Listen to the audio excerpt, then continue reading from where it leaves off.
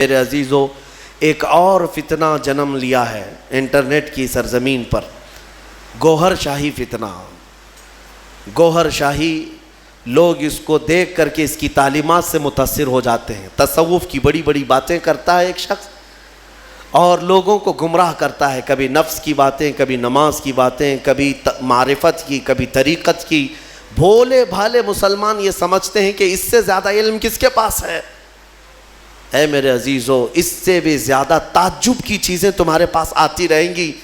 حضور پاک نے بہت پہلے ہی بشارت دی ہے کہ ایسی جماعتیں آئیں گی، تمہیں پتہ نہیں ان کے چھپے ہوئے عقیدے۔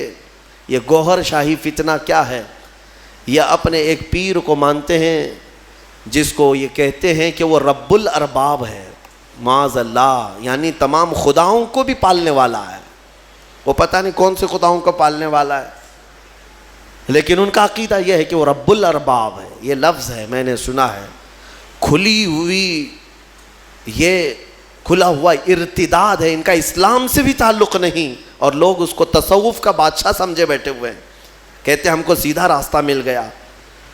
بلکہ میں نے ان کے فتنوں میں یہ تک سنا ہے، وہ کہتے ہیں اس زمانے میں اگر کوئی لا الہ الا اللہ کلمہ پڑھتا ہے تو وہ کھلا شرک کرتا ہے۔ اب یہ کلمہ نہیں چلے گا، گوہر شاہی کلمہ چلے گا، اس کے پیر کا کلمہ چلے گا، نعوذ باللہ من ذالک۔ نبوت کا بھی قریب قریب دعویٰ انہوں نے کیا ہے۔ اور جانتے ہیں یہ گوہر شاہی جو ایک فرقہ ہے، ریاض نام سے کوئی ان کا گرو گھنٹال ہے، اس کو اس بڑی پیمانے پر مانتے ہیں کہ یہ تسبیح میں کیا پڑھتے ہیں، ہم تو سبحان اللہ کہتے ہیں، وہ سبحان الریاض کہتے ہیں، نعوذ باللہ من ذالک۔ میں بھولے بھالے سنی مسلمانوں کو سمجھانا چاہوں گا کہ صرف جو دکھنے والی چکا چوند ہے اس پر مت چلے جانا۔ ان کا چھپا ہوا زہر اتنا خطرناک ہے کہ تم بے ایمان ہو جاؤ گے، کفر کی موت مر جاؤ گے، تمہیں پتہ بھی نہیں چلے گا۔